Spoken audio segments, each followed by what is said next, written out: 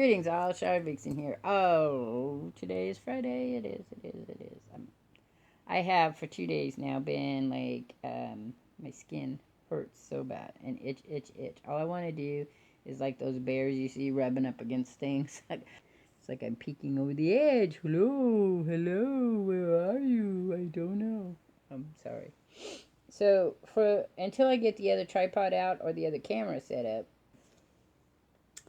All right, so Know Thyself is Sound of Music. That's the movie. It's a film today. So here's the thing. The Sound of Music was created in 1965. I was born in 1965. I didn't, just interesting coincidental, nothing more. But every year for Christmas, the Sound of Music would come on. You know, your channels, you had 3 channels. You had CBS, ABC, NBC. Well, 4 was PBS on channel 6 on our TV, but it would usually be like one of those 3 channels. I want to say CBS, I think, did a lot of Hallmark stuff, and that was where you would get Sound of Music. The two things from Sound of Music, I mean, I've had the music, the movie is, I could tell you everything from the beginning to the end. I own the DVD, I own the VHS. Probably would buy it streaming wise, but I'm not going to. It's a bounce. Anyway, so I'm gonna Rey Me is one of those that just floats in your head. I'm gonna sing it so it bugs you guys and it'll be in your head. And I'm not really gonna sing it. I'm just gonna say it. So it always intrigued me because it was all about let's start at the very beginning. It's a very good place to start. When you sing, you begin. Oh no, when you read, you begin with ABC, and when you sing, you begin with Do Re Mi. I actually had to sing this class in choir. Uh, Do Re Mi, Do Re Mi. The first 3 notes just happen to be Do Re Mi, Do Re Mi. So it's Do, a deer, a female deer. Re, a drop of golden sun. Me, a name I call myself. Far, a long way to run. I don't have them all memorized. So, a needle pulling thread. La, a note after so. Tea, a drink with jam and bread. And that brings us back to do. Do. I can actually sing it pretty fast. I mean, do, a deer, a female deer. Ray, a drop of golden sun. Me, a name I call myself. Far, a long way to run. So, a needle pulling thread. La, a note to follow. So, tea, a drink with jam and bread. And that brings us back to do. Okay, so I don't care if you guys are all like, oh my gosh, you can't sing. I didn't tune up or anything before that. So that was always a song. I would use that song all the time. Really, when I was walking, that was one of my songs that I sang. The other one is the one from I think it's a Santa Claus animation. I can't remember the actual name of it, but it has the snow wizard in it, and he's talking to the snow wizard, and they have to go across the floor, and they want to get the snow wizard out so they can do something. I can't remember what it was, but it's all about put one foot in front of the other. Soon you'll be walking across the floor. Put one foot in front of the other. Soon you'll be walking out the door. That's my walking song. It's still my walking song. That song's probably as old as me too. But Do Re Mi was always so fun. And my grandmother, so the memories of Sound of Music always was around Christmas. And Christmas was a big deal in our family, not for the religious part of it, but for the family gatherings. So Santa Claus, the stockings, all that stuff. That was a big deal in our family. Though I'm sure my grandmother had nativity scenes, and she read a lot of stuff about Christ, but not really religious wise. So, and then when I was a teen, she became more pagan, more spiritual, and less about a organized religion after my uncle died. But Do Re Mi was one of those songs that, like I said, in high school, I sang the song. And we but it was always a good song to keep your mind going. So if I was doing something like walking many miles or riding a bicycle, I'd be singing that song because it was just so easy. And then as a clarinet player and other music I would learn, that was one of the first songs I learned to play because I knew it so well. But my absolutely favorite song in the movie is My Favorite Things. And that goes raindrops on roses and whiskers on kittens, bright copper kettles and warm woolen mittens, brown paper packages tied with a string. These are a few of my favorite things. Cream-colored ponies and crisp apple strudels, doorbells and sleigh bells, and snoodles with noodles. Wild geese that fly with the moon on their wings. These are a few of my favorite things. Girls in white dresses with blue satin sashes. Snowflakes that stay on my nose and eyelashes. Silver white winters that melt into spring. These are a few of my favorite things. When the dog bites, when the bee stings, when I'm feeling sad, I simply remember my favorite things, and then I don't feel so bad. It reads like a book. So that was always one of my favorite. My favorite. I would wait for that song to come on because I didn't have a soundtrack or anything, but I would just wait for that to come on. And I think when I had VHS, I'd go forwards and backwards because I love the song because it reads when you read it, even if you didn't know the song, it just has that rhythm to it. Cream colored ponies and crisp apple strudels. Doorbells and sleighs bells and strudels with noodles. It's like a Dr. Seuss kind of. I really like Dr. Seuss. When the dog bites, when the bee stings, when I'm feeling sad, I simply remember my favorite things, and then I don't feel so bad. It's sixth grade. I want to say it was like fifth or sixth grade when I had to read Anne Frank, but I might have been older because I know they read it earlier than I did when I was a kid because there's more kids now understand more than kids when I was younger. So we wouldn't have been able to be told about Hitler per se until it was that time period of when you had to learn about Hitler um, and the German War. And so, of course, that's part of the musical. Now, not necessarily a direct connection to the Van Trapp family because the reason they left Germany, yes, was because of Hitler, but they had already been out of the country many times. And so my teacher says to us, well, I want you to learn about where the real family about the Sound of Music came from. And I was like, what? So I had to read about the Van Trapp family. And that was really interesting. And then I'm going to share in my description, there'll be where Julia Anders meets Marie Van Trapp, and she teaches her the YOLO. That was kind of funny. But also the biography of the Von Trapp family in case you're interested. I don't know. People might not be interested. I'm always interested in those kind of things. But a lot of people aren't really interested in the true, what really went on kind of stuff. They made a big tourist thing about it. It's intriguing how you go through life and you're watching this movie every year, and to me, it was just part of Hammerstein and Roger and Hammerstein's musical. They did lots and lots of musicals together. And it was just one of those things, and I loved all the musicals. My grandmother was very big into the musicals, and whenever they came on, we would sit together and watch them.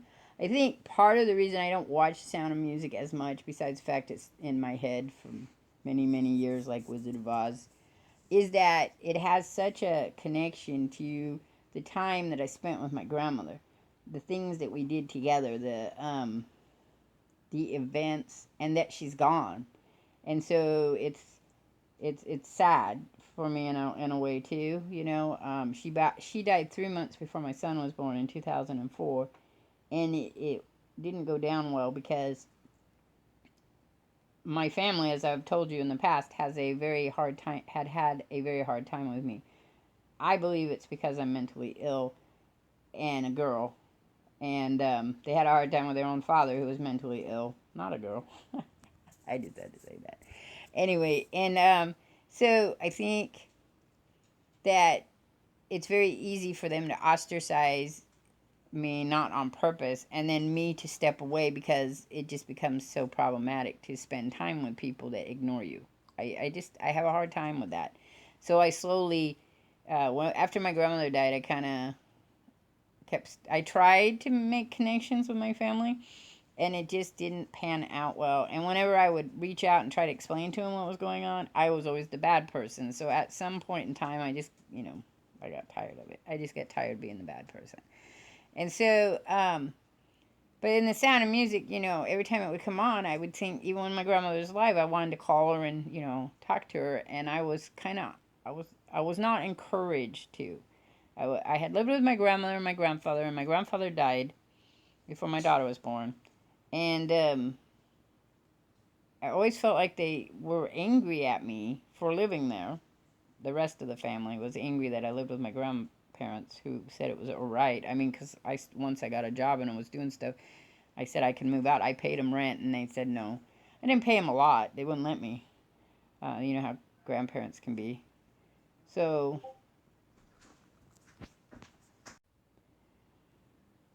I went backwards and lost everything. So had to think. Anyway, so my grandparents and I became closer during that period of time that I grew. I was the oldest grandchild, and we spent a lot of time together and did a lot of stuff together in that short period of time. I think I lived with them for a year and a half or so, maybe 2 years, when my grandfather died. And I visit her a lot when my daughter was small, and then they moved her from where they lived in Sacramento. They moved her to Redding, and I didn't see her as much, and so the connection kind of got weaker and weaker. And then they moved her in with my aunts, and I couldn't just show up. With my grandmother, I could just show up to her house. I didn't have to call. I could just show up. That was the open agreement for everyone. It wasn't just me. Any of the grandchildren could just show up. Any of the children could show up. I wasn't the only person living with them. There was other people living with them, that other relatives that lived with them too, off and on, all the time. And so I think it was just my mental health that was such an issue. Of course, it could also be my father was very violent, so there was probably maybe that. They were always fearful he was going to show up if I was there. I don't know. Anyway, so The Sound of Music has both bittersweet and happy memories for me. It has happy memories because it was Christmas time, family would be together, we would do stuff together, and I was always spending it with my grandmother. And it wasn't always like with my grandmother. Sometimes I would turn on The Sound of Music and go into the back bedroom and just sit and watch it and enjoy it, maybe drawing or doing some type of embroidery or doing something as well while I was, watching it, or cooking or stuff. And then when I had my own daughter, we watched the movies together and sang them and stuff. And like I said, that's why we had a VHS, and then we had the DVD, and we would pull it out and watch it and stuff. Because by then you started getting cable. I mean, cable came out when I was 16. So by the time my daughter was born, you had that 100+ things. So you could find The Sound of Music anywhere. We didn't always have cable. Oh, dogs are barking. Dogs are barking. My dog's going to be in the picture. Charcoal! Charcoal! Charcoal, come! It's Feather. Feather, Charcoal. The house is a mess. I'm still doing crafting stuff. Shh. Well, because I decided, let's go. Shh. Don't look. Don't judge. But that thing right there, wait. See, right there, that thing right there has wheels on it. So I put it next to my crafting table. Not that one. No, that one right there. Right there. Stop it, Feather. Right there. Feather, stop. Right there. That one right there has wheels on it and shelves. So that's going to carry my journal stuff when I sit down, which would be right right there. Uh-oh, dogs are barking. There they go.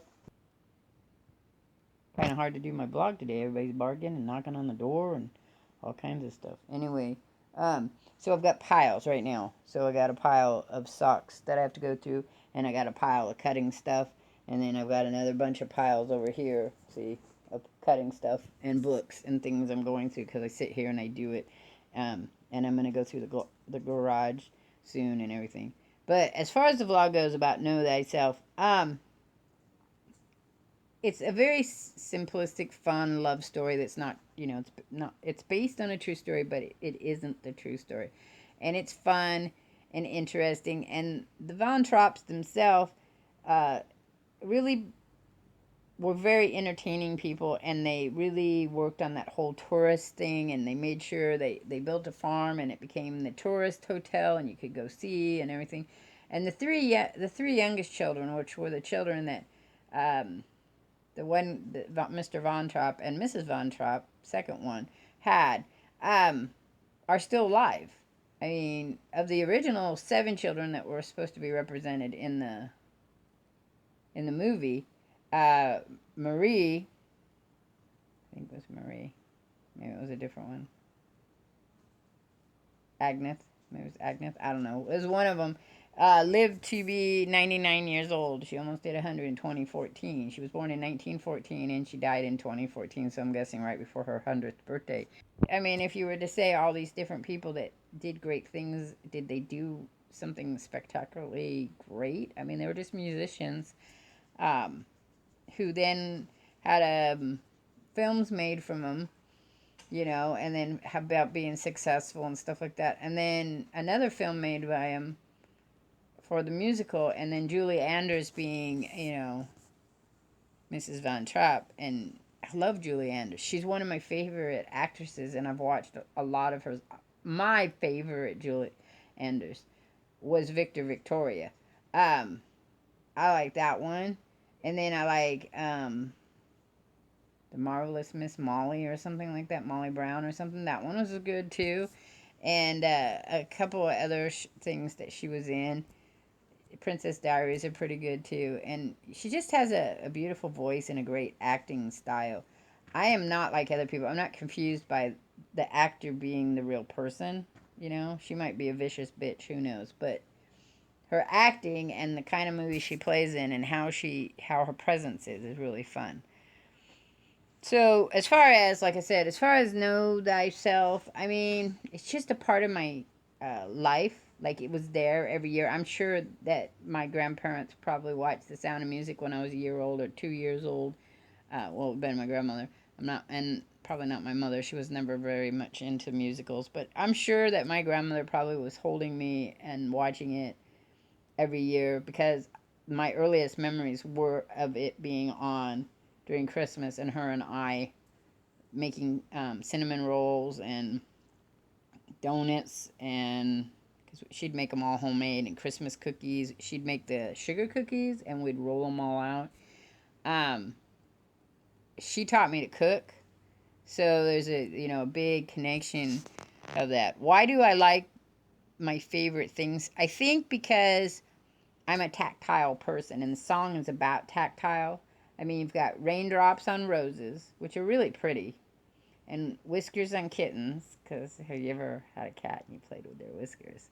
And then the bright copper kettles, and I know what they're talking about, and those are always so pretty to look at, and warm woolen mittens, brown paper packages tied up with screens. We all like those, because packages means presents. You'd be getting something, Not big in the cream-colored ponies, really, but I did like crisp apple strudels. Not big with the noodles either, but sleigh bells, doorbells, but that was about people coming to visit. Never seen wild geese that fly with the moon on their wings, though that would be kind of cool. It's a very visual thing. I mean, I think that's why I like the song. It's so visual. And snowflakes to stay on your nose and your eyelashes. We've all had that experience if we have ever visited the snow. If you haven't, it's kind of an interesting when it does snow. And they land on it. And if you stare, close enough, you can start to see the little snowflakes inside. and silver white winters that melt into springs. I mean, we all can't wait till spring. It's warm today here. I was really excited. Now it's getting mucky and cloudy again. Um, so that's it. That's the end of it. Just a little brief part of, I don't know how many people watch The Sound of Music still. I don't know how many people out there, young people. My daughter does, like I said, I brought her up on watching musicals. My son as well, and so we've all heard the music around the house. My grandson hasn't yet, but he's not quite there yet to sit and watch movies like that with us. Oh, and happy Juneteenth, Freedom Day! Woo! Too bad they didn't get everything I should have gotten on that day instead of now trying to get it all. Peace. Have a great week, and I'll catch you all on the flip side. I'm out of here.